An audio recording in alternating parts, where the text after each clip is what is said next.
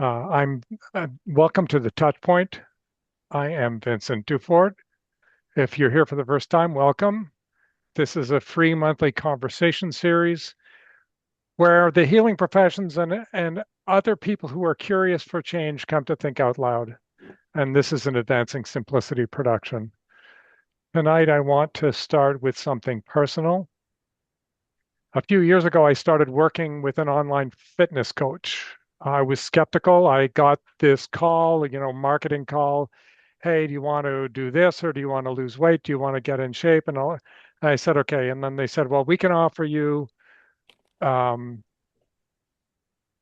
the more you pay, the more you get, kind of thing. Mhm. And every time I said, okay, I'll do that. Then they said, but if you sign on now, you'll get a little bit more. And I was waiting for the time out, but anyway, I got to the point where they said, well, we're going to hook you up with this coach, and it was Coach Michal, who is our guest tonight. And I'm really grateful for that connection that I made through this random online um, solicitation. I found the person who worked for me. And the thing that worked for me with Michal was one of the first things he told me was that I believe in you. He said, you can do this. I know you can do this. And I have no idea why that hit me so right where I needed it. I was looking to change things. I had been a runner. Been active, but I had not gotten all of the goals I wanted. I was looking at people who are in their 80s and thinking, I want to look like that guy when I'm in my 80s, like the guy who's got the muscles um, and who's still moving, who's still able to get up off the ground. I was having problems with hip that eventually arthritic hip that it eventually went for a replacement. And through that, Michal coached me, and he said, we'll take it easy until you get cleared again, and then you'll start running again. And so throughout it all, the consistency was that he believed in me, and I think that was the most important part for me. Having someone, it wasn't just a saying though; it was the truth. Like, and he would ask me periodically, "What do you want to do now?" Like, not, let's do something different, but is there anything you want to do different now? Do you have a different goal you want to look at? And over the years I've been working with Michal, I've been able to modify my goals. Say I want to get back to running because of the hip replacement. I was doing some exercises, but not a lot because I had some restrictions. But I managed to do that without opiates and without having problems. It was painful. It was difficult. It took a couple of months. But back in January, I started running again, and I was running okay. Currently, I'm nursing a hernia, and I'm waiting for a doctor's evaluation to decide whether I get surgery or not. I probably will get surgery. But in the meantime, I'm a little bit on hold. But through it all, Michal has been there and encouraging me. Well, we can do this. We can do rope flow. We can do other things to keep moving. Um, so what I believe from Michal is what he has to offer goes beyond fitness. It's also a mindset. It's also a belief in the person. Uh, so as I said earlier, we're recording this tonight. The video will be on YouTube. On our YouTube channel, I'll be emailing that to everyone in the next couple of days. If you have any questions as we go along tonight, feel free to put them into the chat. Rebecca's going to be paying attention to the chat as Michal and I have our conversation. So I don't have to be monitoring the chat while we're having the conversation. And I'll try not to get off track, which I will undoubtedly do, but that's okay. So tonight's guest is Michal Farnan. He's a personal trainer, fitness coach, and someone who's been quietly shaping my own relationship with my body in the past few years, as I said. In addition to that, he knows what it means to rebuild. Um, Michal broke his neck several years ago, and that caused him to I'm going to say, I mean, you can tell the story as well, and I'll prompt you to tell the story, but it caused him to have to reevaluate his life and to say, is this my fate now? So laying in bed, gaining weight, not doing anything, getting addicted to opiates, to the point where he said, either this has to end or this has to end. So Very how is true. this going to end? So welcome to the touch point, Michael. I'm Thank you so grateful that much. you're here for our second episode, and I want to start with something a little bit personal here. You said to me at the beginning, "I believe in you. We can do this. Yes, So it's okay. We can fix this." That T-shirt we that can I fix it. that I Yeah. wear, we can fix this. That was one of the things you told me in the very beginning. You can, I know you can do this. I believe in you, Yeah, and I'm sure you tell that to a lot of people. And I do. I just wonder, where did you get that from? Who told you that first? That's kind of embarrassing, but I believe in everyone I train because I have full faith in my abilities. That's where Hmm. it comes from. I can coach you through it. If you do what I say, we're going to do great. And Hmm. that's the big thing. I've been doing this a long time, probably too long. So I know what we can do. The body is a miraculous machine. You all know this. And given the right stimulus, we can bounce back from almost anything. But we have to stay active. We have to move. And that was the Hmm. biggest thing that was my turning point was I didn't move for 2 years. And that was the key. And like you said, I was it was I had within 2 years I went from 10 milligram Percocets to a fentanyl patch and didn't mind. I didn't mind at all. It was lovely for a while, and then it just became it became an addiction, and it was a hell. It was a living hell, and I that was it. As you said, I broke my neck in 2016. It was in a car accident. Um, was home relatively quickly. I was home in 3 days. And then it was nothing. I did nothing. I laid in bed and watched Game of Thrones for 2 years over and over again and took what the doctor prescribed very willingly. And that very quickly turned into a overbearing addiction. That's all I was looking forward to was the next dose. And it it was hell. That's the best word for it. It was an absolute hell. It was I did nothing. I had no faith in anything. And at the end of that 2 years, like you said, I was going to hang it up or do something about it. And I chose to do something about it. I started getting up first, I went to Dick's Sporting Goods. I bought an exercise bike, a pair of adjustable dumbbells, a bench, and a pull up bar. I couldn't use any of it. So everything started with 10 minutes every morning at 4 a.m. of just pedaling, no resistance. Within 2 or 3 weeks, I was able to pick up the dumbbells, still couldn't do a pull up, but I was working at it. And I got the bug back. I started to see a difference. I started to feel better because I had blood flow. I was moving. I was active. I was innervating these muscles that I hadn't used at all, other than to get up and go to the medicine cabinet or use the bathroom. That was it. And it changed me because that meant what I was doing with the shape I was in. If I could do this for me, I could do this for anyone. I just had to get them to believe in themselves because in the beginning, I had no faith in it. I just knew I had to make a change over the month and first month and a half, I was by the time I got to use the pull up bar and get one, I got that one and I was overjoyed. Progress. I saw the benefit, I saw the gains, and I wanted more. Uh, I recovered after I started the move. I recovered completely. I have no pain when I'm uninjured now. I have no pain. As I said, there's no such thing as an uninjured athlete. You're either recovering from an injury or currently injured, but we work through it. You have to put the work in.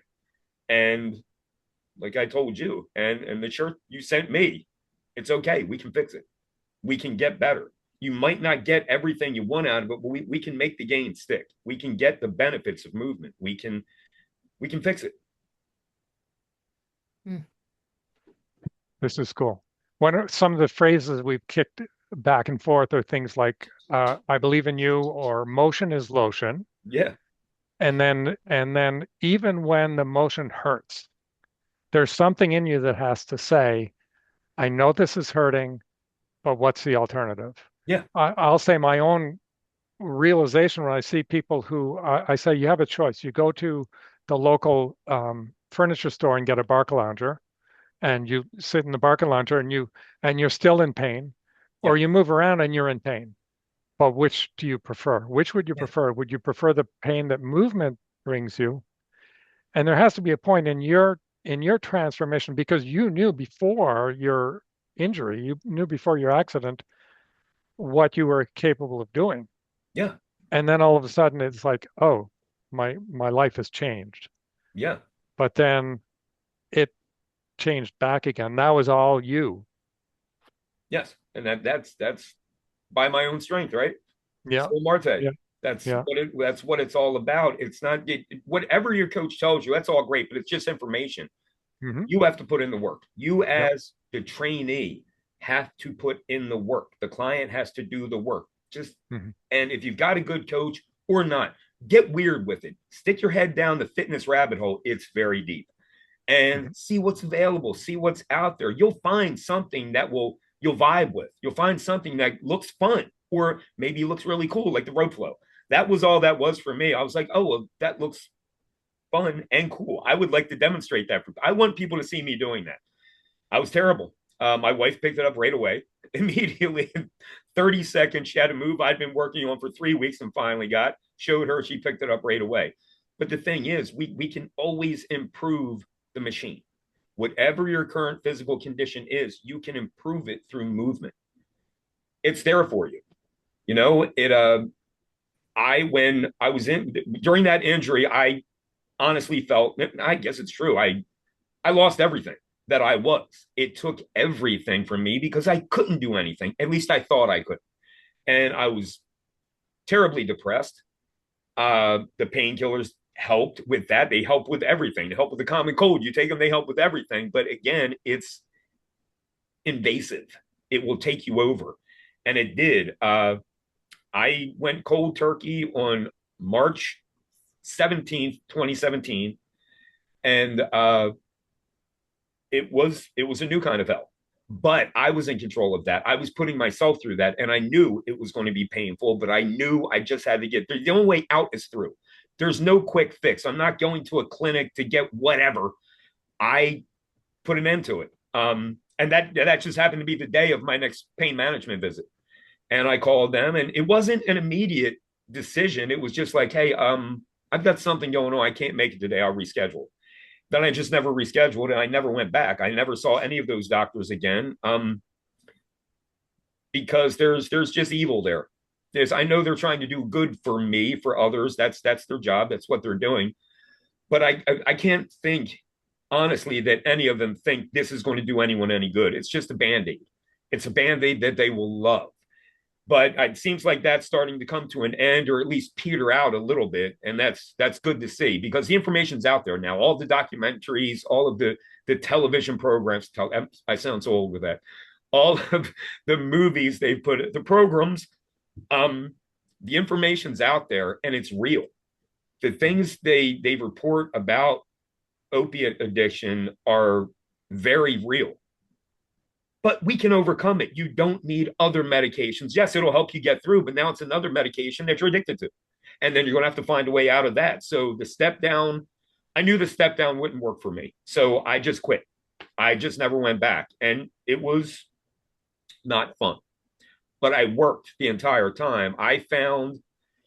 We talked about meditation many times. I told you I am not good. I can't slow the wheels. I just can't. You know, I've read the books. Thich Nhat Hanh. I've read his books, and he breaks it down so fundamentally that I'm like, oh, I can do that. So I clear my mind, concentrate on my breathing, observe my thoughts, and then I go, okay.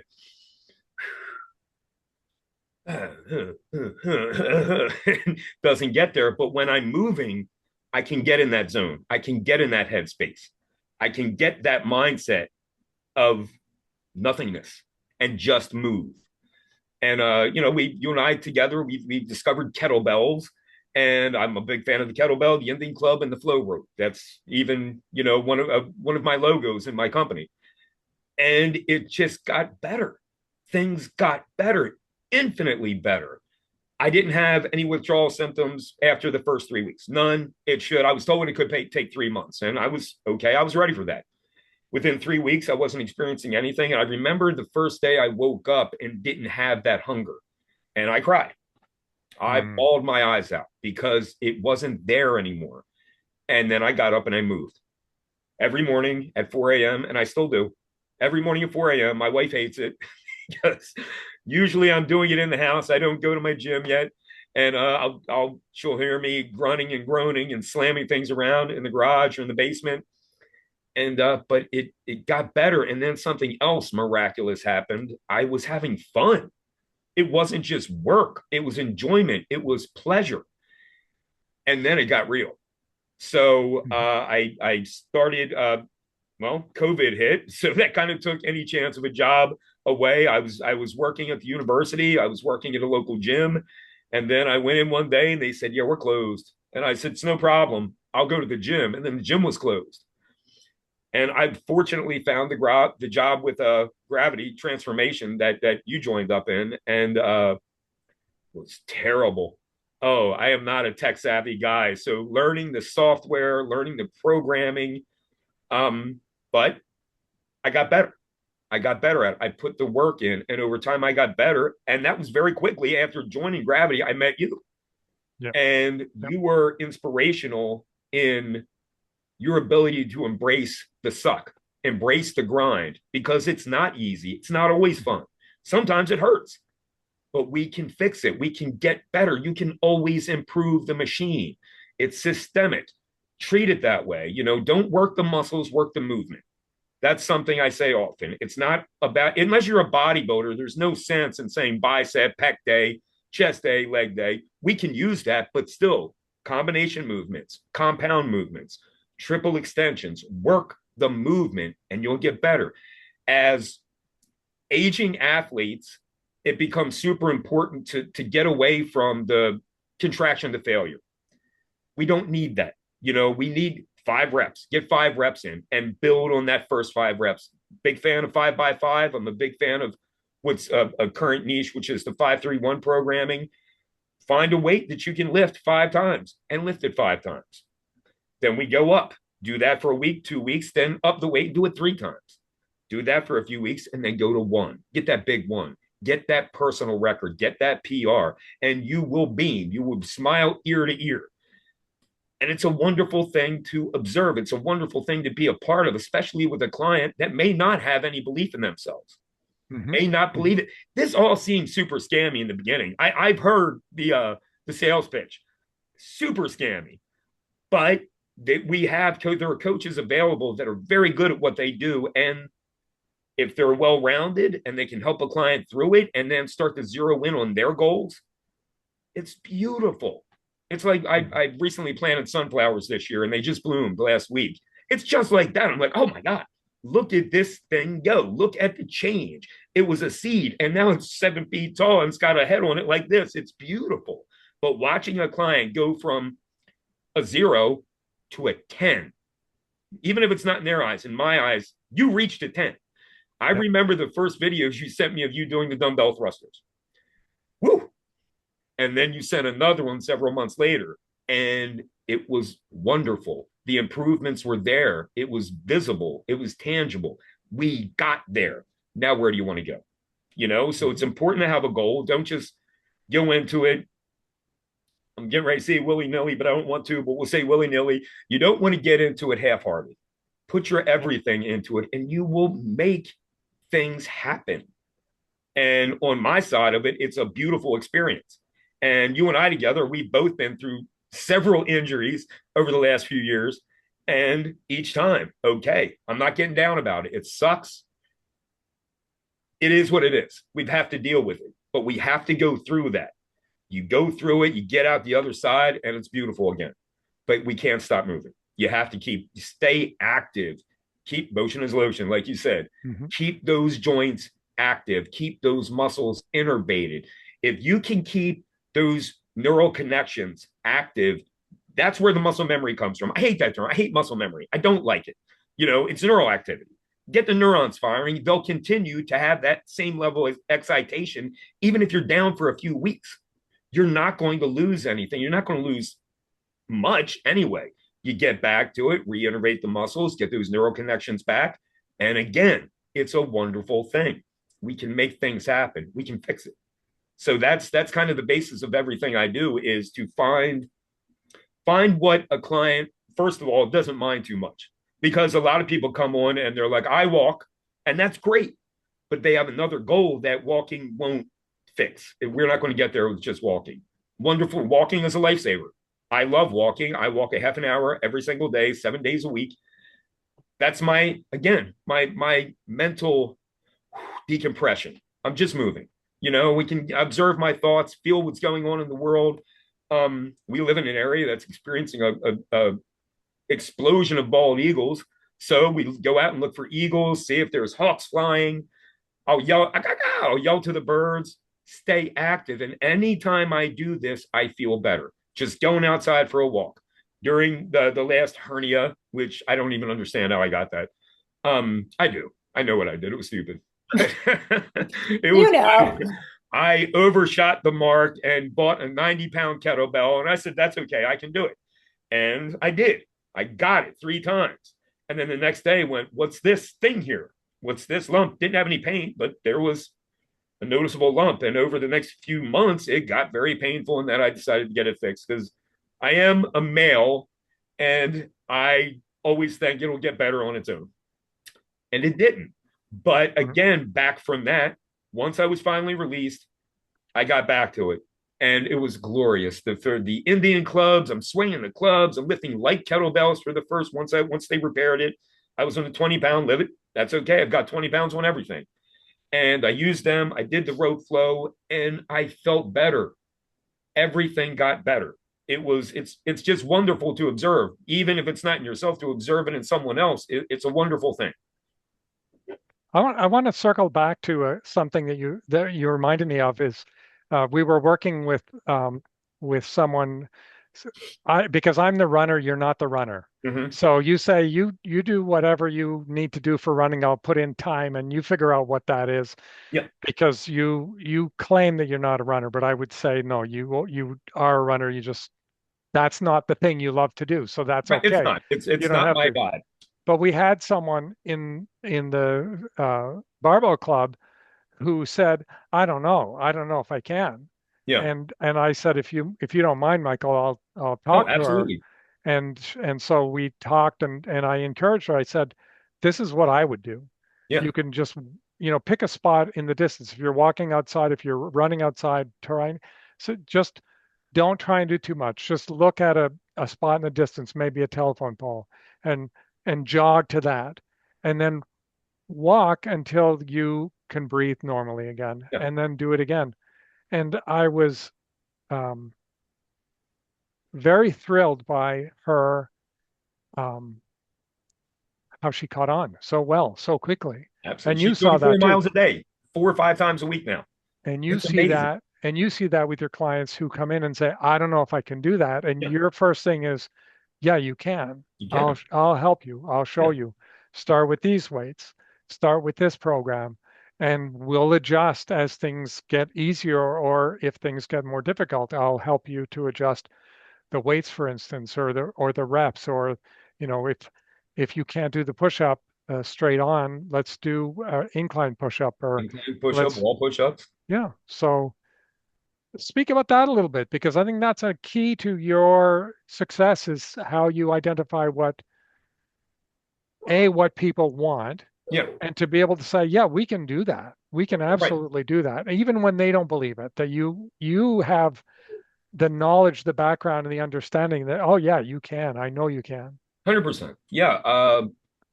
That the woman you spoke of had no belief in herself. None. She was, in her eyes, morbidly obese. She wasn't, but she could have lost some weight, and we did.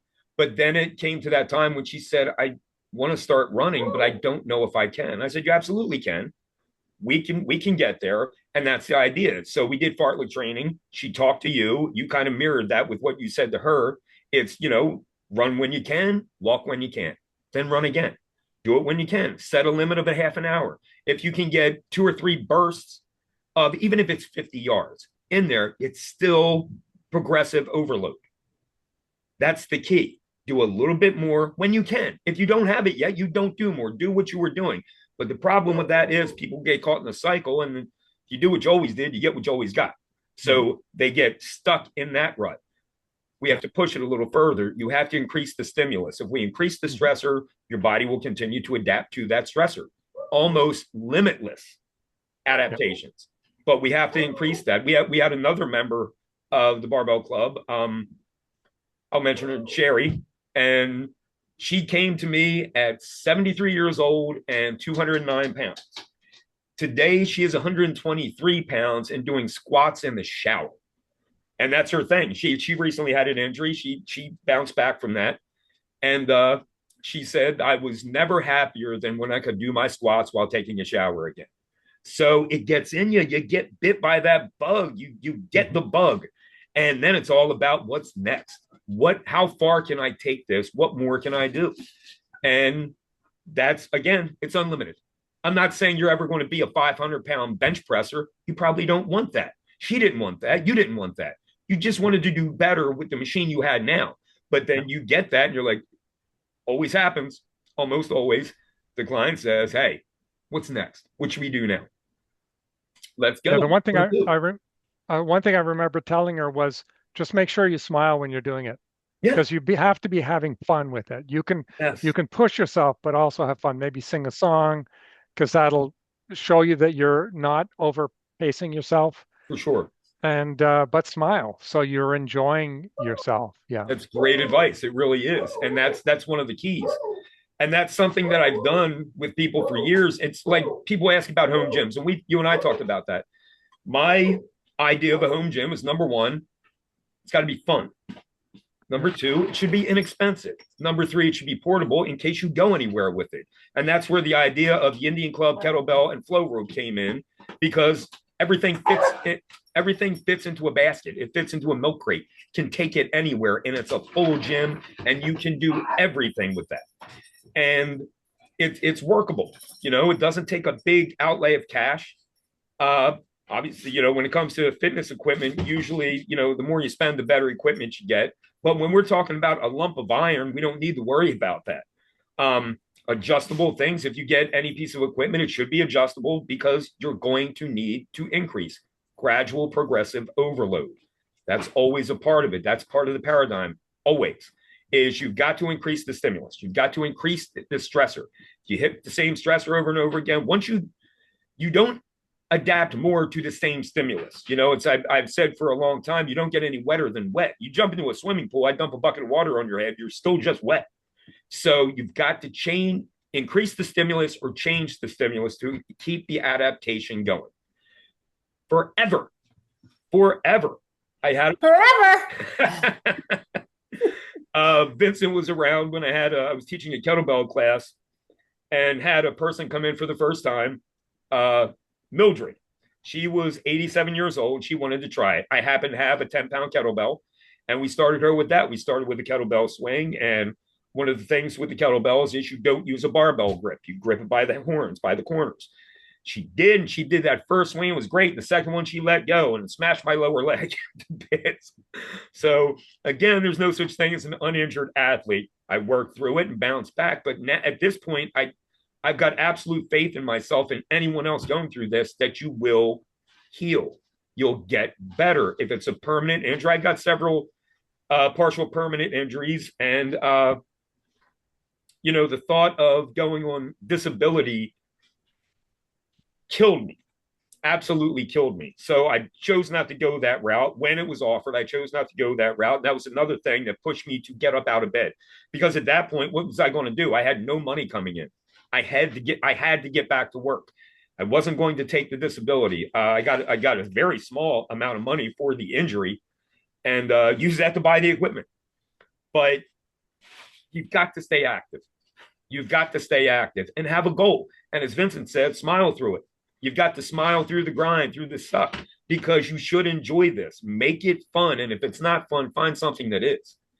And if I've tried to introduce kettlebells to many people, some embrace them fully, some not so much. We have a hardcore crew of bodybuilders that want the dumbbells and machines and the barbell, and they want that chest day, back day, leg day, arm day, and they never show up for leg day. It's all about what they can see in the mirror. So you've got to squat. You've got to get that hip extension. It's super important. I still don't know why the American College of Sports Medicine doesn't include a hip hinge as a fundamental movement pattern. I've written them several times. Someone doesn't agree with me, but I consider a hip hinge absolutely fundamental. We've got to get the hip hinge. You've got to get the glutes active. What I've told my athletes when I was training at the university and coaching, no glutes, no paycheck. If you don't get those glutes firing, period, and then firing first in the sequence, whether it's a hip hinge or a squat, I assume we're Americans. Sagittal movement, everything is forward and backward. We're always quad dominant. You've got to get those hips hinging and then extending to get those glutes active because it's about the neurons firing. You've got to get those things innervated. And then if we can change that neural sequencing from quad, glute, hamstring, or God forbid, quad, hamstring, glute, which is just a mess, then things happen. We use the biggest, strongest muscles in the body to move the weight. And that includes everything. It's systemic. One of the things I use also is, myofascial training. And that's simply a matter of getting the myofascial tissue taut, producing tension, torsional buttressing, toes down, core tight, shoulders back, breathe. If you do that, the system works better. But you got to get the glutes active. That was probably too much for right now. No, that's good. That's good. It's I love talking about glutes. You love talking about glutes. You love talking about motion. You love talking about exercise. Yeah. I wonder if you can change direction a little bit and talk about, can you tell when someone comes to you whether they're going to transform or not? Because you can say, I believe in you, but as your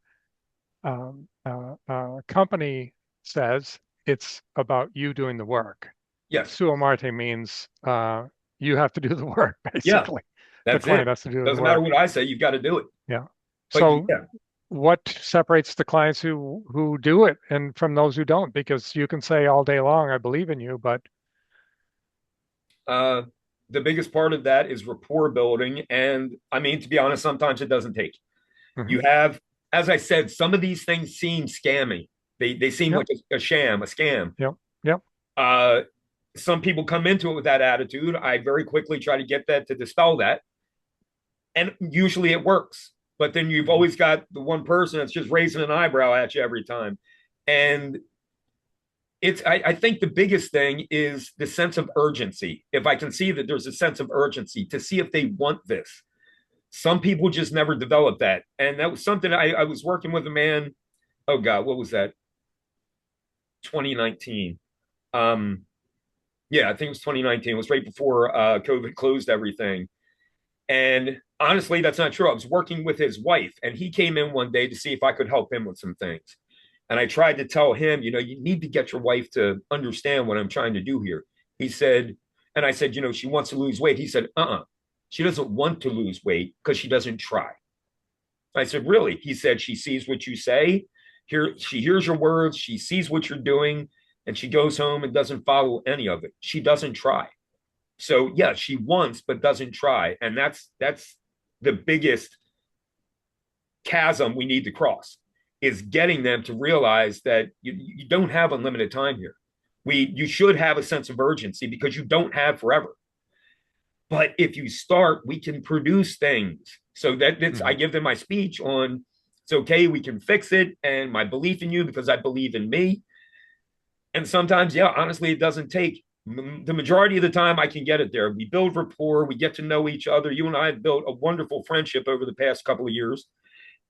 Not everybody does that. I think the thing is, some people have the attitude that I paid for this, I should get it automatically.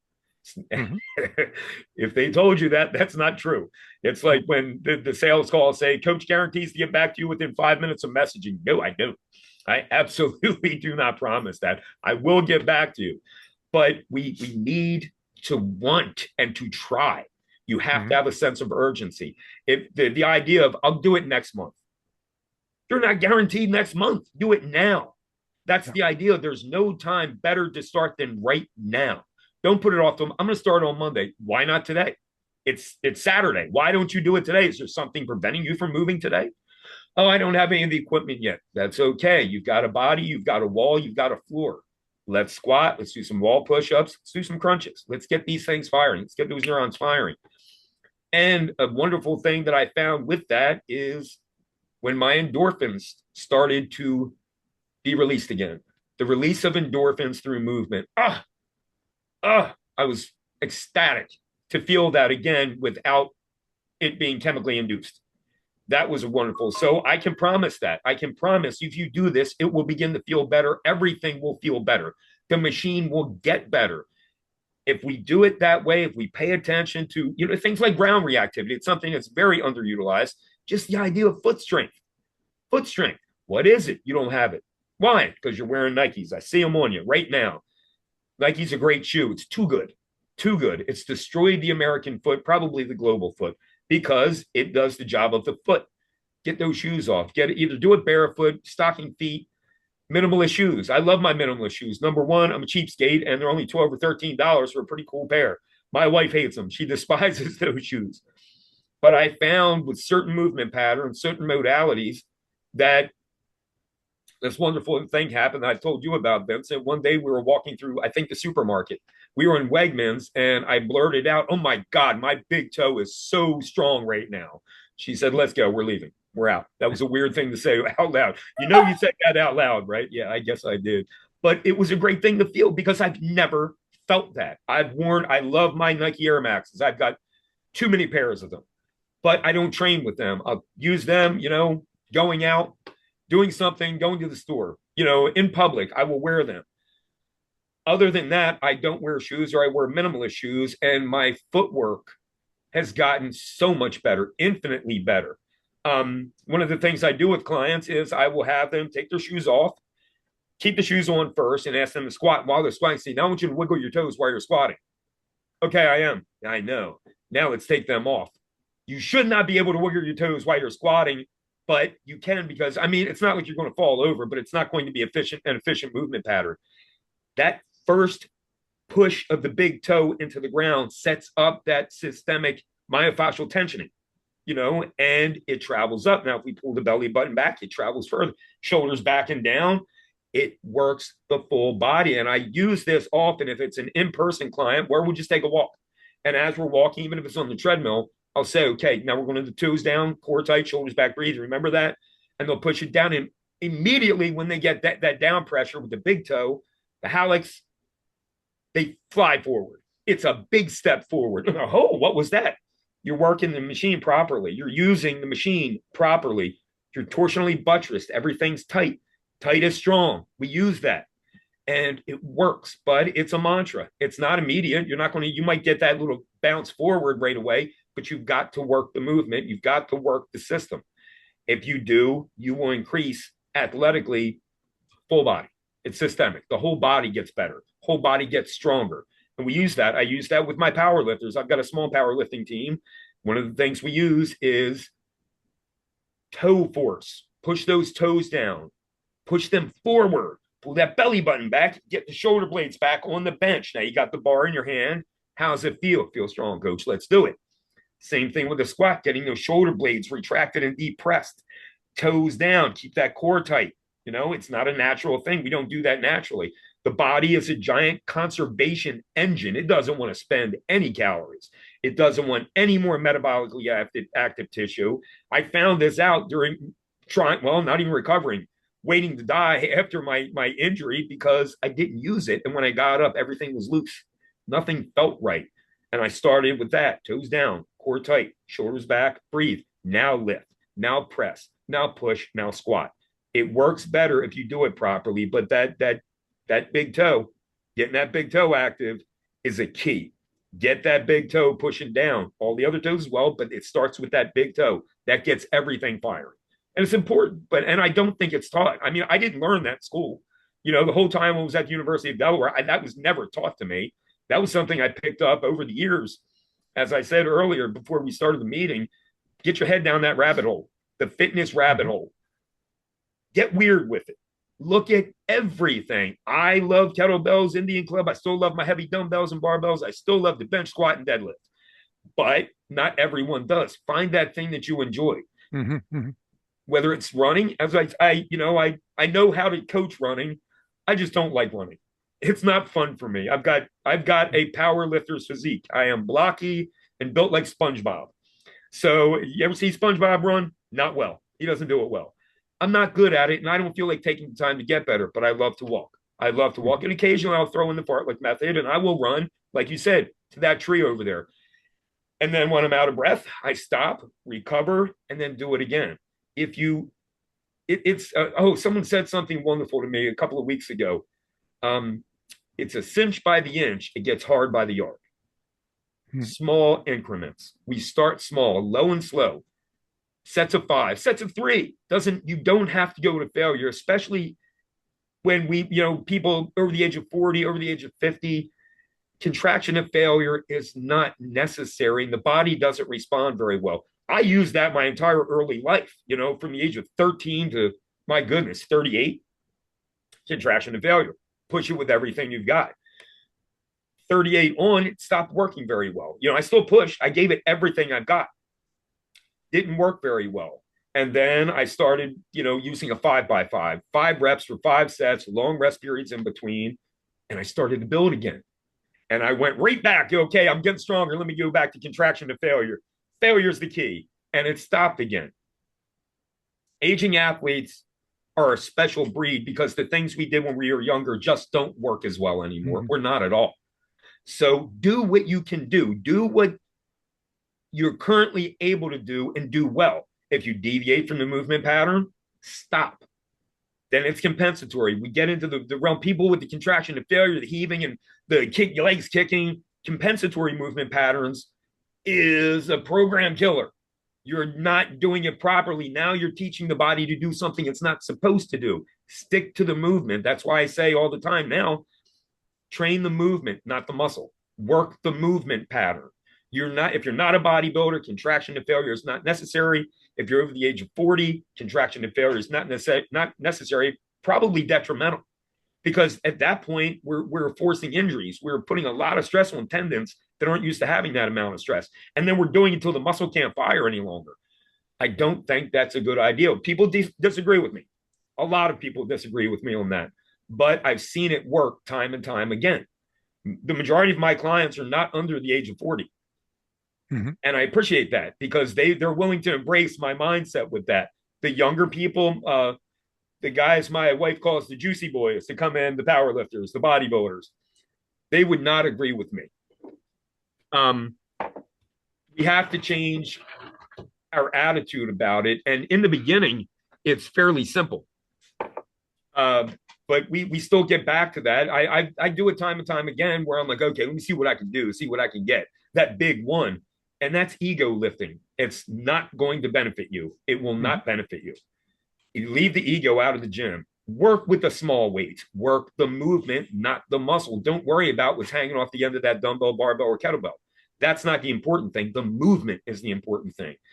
When you start to go into the realm, when you advance enough in your training where you can perform a triple extension, knees, hips, elbows, thruster. Okay, now we have to back things up a bit, start low and slow again. If you try to do everything you could, even with the shoulder press, it's just not going to benefit you. Low and slow. It's a cinch by the inch, just micro increments. One thing, Michael, I want to say that I appreciate with the way that you train, the way that you teach is, and this is a comment going to, this is an online thing. You do have some people that you see in person, but a lot of what you do is online. The majority of it. Yeah. We've never met in person, but you're able to first of all, I can send you videos or I can video what I'm Yeah. doing, but you also have a way of understanding what has to happen in the body. If I'm on the bench, what muscles do I need to start with? Push my Yeah. feet into the ground, push my toes into the ground, tighten my glutes before I even touch the bar, set myself up so that when I'm uh, doing the bench press, that I'm setting myself up for a good bench press, pull the Yeah. belly button in, all of that. I appreciate how you have some uncanny ability to break that down body part by body part to say, this is going to be happening here. This has to happen here before that happens there. And then this happens there. And then that happens. And then you hang onto the bar and you do the movement. Yeah, It's not just laying back and pushing the bar up. not at all. You got to set yourself up properly. And honestly, I graduated in 1996, a little bit longer than when I started at the university, they didn't have anything fitness related. Hmm. So I got my degree in physical education studies with a concentration in athletic training. I didn't want to be an athletic trainer. It's not what I wanted. The year I graduated, they started an exercise science program. So I turned right around and went back in. Hmm. It took me 2 years to get that. But then Hmm. I graduated. I got a job at Gold's Gym. I was in my glory. I'm working at Gold's Gym as a trainer. At the time, I was an active bodybuilder and powerlifter and was not good at it. I wasn't good at this job. If you came to me back then, regardless of what your goal was, you were bodybuilding because that's what I did. 30 years later, I've got a much better idea of what people need is. I read that in a book, The Book of Five Rings by Miyamoto Musashi. I was a weird kid. Okay. I read this when I was 14. I used to, when I got into karate and got good at it, I started wearing my gi to school, eating lunch with chopsticks. It was embarrassing. But I think that's necessary. Like I said, you've got to get weird with it. But in the Book of Five Rings, one of the things that really rang true to me was to learn a thing broadly is to see it in all things. So, what I was learning by watching people, the discipline they applied, the discipline I applied, started to transfer over into all areas of my life. My wife says I'm extra. I'm always extra. You're always doing that extra, and that's true. Like if I get into it, I'm getting into it all the way. I commit. I'm good at committing to something. But I started to see the lessons I learned in personal training, in getting clients that, like I said, I wasn't good, but I got better. I learned. And that was one of the big things to get them to see it broadly, see that the progress they're making transfers into all areas of their life. Strength is the basis of everything athletic. Again, people disagree with me on this. No, it's endurance. Not at all. You don't have endurance without a baseline strength level. You don't have it. If you, even as a runner, get stronger, you will get better. Get your glutes stronger, you're going to move faster, you're going to move better. But strength is the basis of everything. And when we take that strength and start to go into specializing, what's your primary goal? You got stronger. What do you want to do with this? Might just be continuing to get stronger. That's what it always was for me. Hmm. And a big part of that, probably the biggest part, other than the belief I have in my clients, is the education. You've got to educate them. You can't just tell them to do something and not give them why. You've got to Hmm. give them the reason that I would choose this over something else. Why are you making Yep. me do push-ups when I have a bench? You're not ready for it. Got to get that baseline of strength. You probably start with wall push-ups.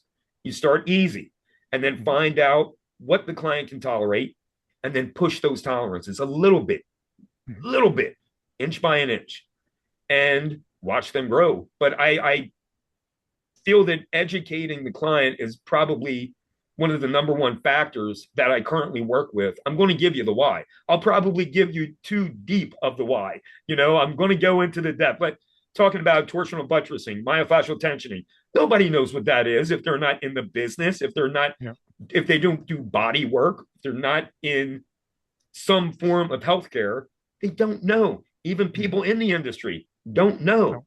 We have to educate them on that. And then if I give them the why and they experience improvements just because we're using body weight movement and myofascial tensioning, getting the body to move as a system, you have to treat it as a system, work the movement. But we have to educate them. That's a big thing. We got to educate the clients. Hey, Michael, I'm looking at the time. I want to give an opportunity for Jimmy Lynn and Rebecca to ask questions or to comment or whatever before we have to wrap this up. So, Jimmy Lynn, Rebecca, do you have any questions for Coach? I have a question only because some of the books that I've been reading, do you treat females exercise different than male exercise only because of the diet and the way the females respond as far as cortisol and all that other in the body? Not really. It's based on the client, but if we experience anything, if their visceral fat starts to increase, then we have to work on the cortisol levels. We track that. I track everything. every metric. Not body weight is a number, it's not the number. Visceral fat, as we're getting older, is crucial to try to minimize. Cortisol is the key. If we can reduce that, we get better results. But movement wise, somewhat, I wouldn't start a woman with a 5x5. We could, but I think usually the goal isn't related to increasing strength or the bench press. We treat it in a case by case basis, but it's really about the goal. What do they want out of this? If they want to be a bodybuilder, we're going to do the same things for a woman or a man. But we will track the cortisol. Hormones are a problem. Perimenopausal women, menopausal women, it's difficult, especially the mindset. Men that are experiencing low testosterone, same kind of thing. We've got to treat that. We have to see what we can do about that. But one of the things I have found that we get better hormone regulation when we move consistently. That will help that. A clean diet. If you read the books about menopause, it's very vague and broad. Eat clean, eat lots of green leafies, and eat clean proteins, and get some walks in every day. Yeah, it'll work. But okay, what if that's not all they want? If there's something else they want out of this, if there's something special they want, let's talk about it. Let's find it. If they don't have it, let's talk about and see if we can find something that we want to improve. Right. That's the big thing. For So bone health. yeah, it's the system. We track it. As I said, if we're tracking visceral fat, I recommend everyone get a smart scale. It's just, it doesn't make any sense not to. You're checking body weight every day, but we're not checking body composition. We're not checking hydration. We're not checking visceral fat. We've got to pay attention to that number. If the visceral fat starts to increase, then we've got to reduce cortisol. One of the best ways, we don't use the best way to reduce cortisol because that's sugar. You take in a big dose of sugar, insulin level spikes. Insulin and cortisol are antagonistic. They butt heads. Cortisol is out of the system, great, but now you got a bunch of sugar and you have to deal with that. Something that I've dealt with Vincent, something Rebecca has taught me so much about just through the video she put out is breath work. You've got to put in the time with breath work. We breathe, life gets better. It's the number one thing we need. You know, it's not food, it's not water, it's not sunlight. We got to breathe. Air. It's how we breathe. Yeah, you've got to breathe right. Get into the breath work. Find box breathing's big, but it's not the only thing. There's many different forms of breath work, but we've got to include breath work in the training. And that's an at-home thing. That's what I give people. I've sent so many people your videos, Rebecca, Thank you. say, hey, I can show you, but I think this would be better because this is what this person does. So find the person that's good at it and learn from them. You know, that's what it's all about. We never stop learning. You don't give up on learning. But the breath work is instrumental in reducing cortisol. Work with it. There's a lot of information out there. Again, get your head down that fitness rabbit hole and see what's available. And find the thing you enjoy. Does that answer your question? I'm sorry.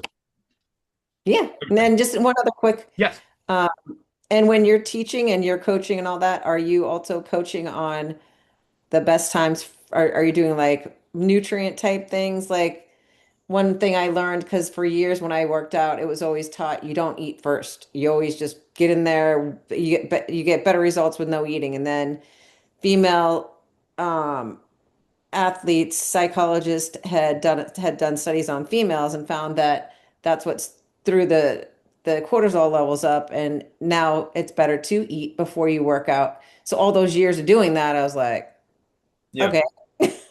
For sure. I do a fasted workout every day just because I perform better that way. If you have the time to get it in, I think everyone should you need some protein, you need some carbs, you need some fat, you need the fuel. If you're going to do a long workout, even if fat loss is the goal, you've got to fuel the workouts. So it's kind of a do as I say, not as I do situation because I don't do that. Right, but what's that? But isn't it true for males? You can go fasting. Females, it's absolutely not recommended. Yeah, I find with the majority of my female clients that they don't perform as well. And that's what we're looking for. It's all about the performance. It's all about the movement. And an hour before the workout, small meal, even a half an hour, 45 minutes before the workout, they do perform better and they get better results. I haven't found fasted training for females to be conducive to anything. It just, we're putting something in just for the sake of putting it in and not knowing if it's going to work. You have to look at the information that's being put before you. You have to look at their performance, track everything. The warm up, did they do better in the warm up? Was there a decline in performance? Usually there is. And it doesn't take much. Small meal, have a high fiber bread sandwich. Doesn't take a lot. You don't need 1,000 calories, but 300 calories I think would do. You're going to work that off. That's not even in the body of storage yet. You haven't even completely digested it, but you are giving the body what it needs to perform. So with women, yeah, I usually prefer them to get a pre-workout meal, protein shake, some essential amino acids, a sports drink. I'm not adverse to that. I'm not against sports drinks. I remember not when Gatorade came out, I wasn't alive then, but the coaches that were competing against Florida State saying they won because they had Gatorade. You've got to fuel the machine. You've got to. Little sip of something with a little bit of dextrose in it during the workout to keep it going. You're not going to burn fat well with the absence of carbohydrates. Just doesn't work well. And that's been, we've known that for decades, but we don't use it. They don't work with that very much because it just seems to make sense. Well, if we want to lose weight, let's just not eat anything and work out. Not fueling the machine. We don't have the fuel. And man, I have the majority of my male clients, if I can get them to train in the morning, we do a fasted workout. And I find they perform better that way. Mm-hmm. That's kind of the key. Thank you, Michael. Very good question. I'm going to wrap up because we're almost out of time. I want to thank you so much, Michael, for being here tonight. It's been very informative. This is going to be on our YouTube channel within the next couple of days. Our next call is Tuesday, August 4th, I believe it is, with Whitney Lowe. And he's a respected voice in orthopedic massage, so save that date. I am. Just put it down. You can subscribe to your Touch Point. We'll share this recording. I'm Vincent Duport. This is Touch Point and Advancing Simplicity Production. Take good care of yourselves. And I want to say, Michael, 1 second left. I want to say, Michael, the movement meditation is also a meditation. So when you do the rope flow, that's a meditation. That's my favorite way. Absolutely. Meditation isn't just sitting in the corner and having, Yeah, for sure. I mean, that's something I've said to people. I've said it to you. I love yoga. I love Tai Chi. For you, I don't like it for me. The rope flow was a key for me. The long cycle kettlebell training worked because I'm not thinking anything other than what my task is. And it's been wonderful. So yeah, Vince, I appreciate this so much. This was an absolute pleasure. This is great. And I will be sending out also on the email to the people who were on tonight and the people who couldn't make it. I'll be sending your contact information as well, Michael. That. Thank you so much, Vincent. Have a wonderful evening. You're very welcome. Thank you guys so much. You guys are wonderful. You really have a great night. I will. Thank you. Bye-bye. Bye, Jimmy Lynn. Bye, guys. Nice to see you. You too, sweetie.